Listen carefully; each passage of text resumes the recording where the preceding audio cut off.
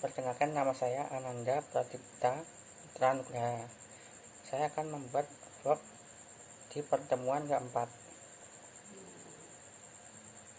yaitu ragam dialog.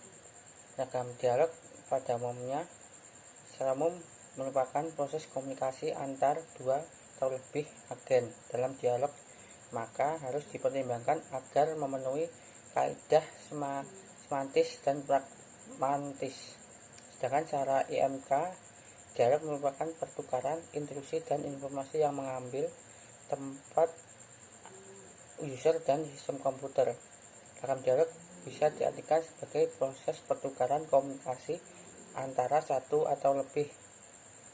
Tujuan ragam dialog dibuat adalah untuk menyajikan dan mendiskusikan berbagai teknik dialog yang ada dan mengidentifikasikan beberapa kekuatan dan kelemahan. Beberapa sifat seperti ragam dialog: inisiatif, keluasan, kompleksitas, kekuatan, dan beban informasi. Inisiatif: pengguna memberikan tanggapan atas prompt yang diberikan komputer.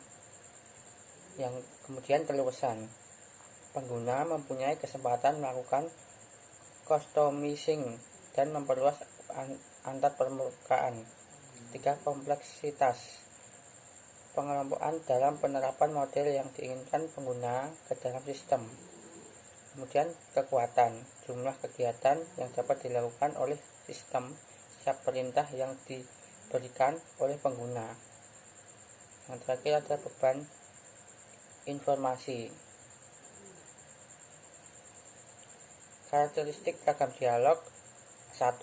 Konsistensi, 2. Umpan balik, 3. Observasitas, yang keempat controllingabilitas, kemudian yang kelima efisiensi, keenam keseimbangan.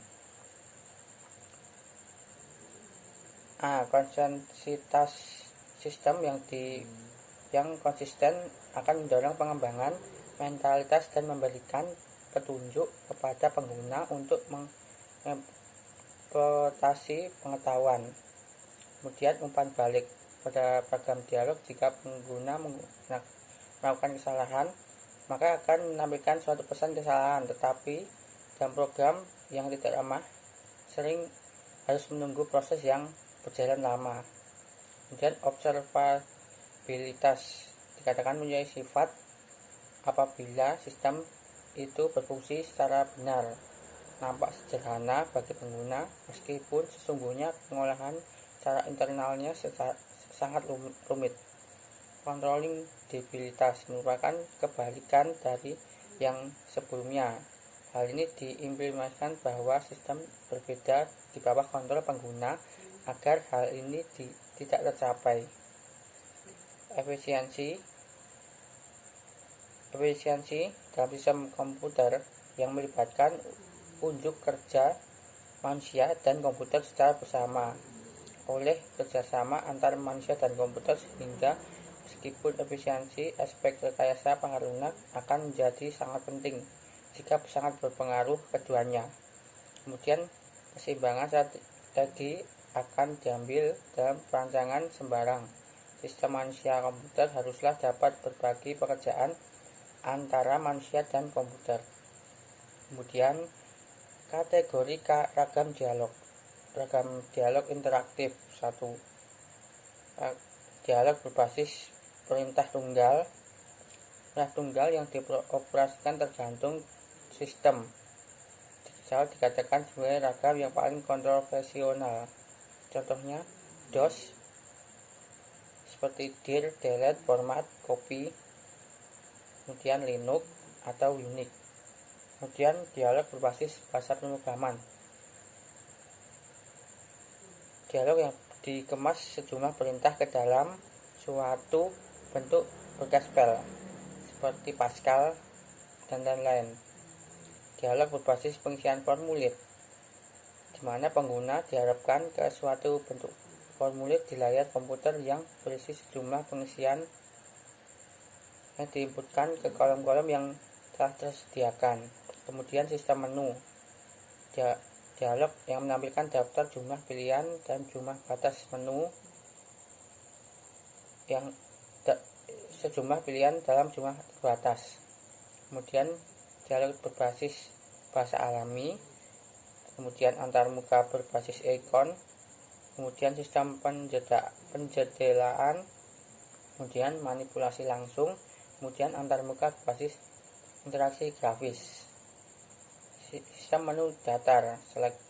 Selektor pilihan. Sistem menu adalah sistem menu menampilkan semua pilihan secara lengkap, menentukan jenis selektor yang akan digunakan seperti angka, huruf, atau kombinasinya. Salah satu bahan penimbangan adalah banyak pilihan yang akan disediakan.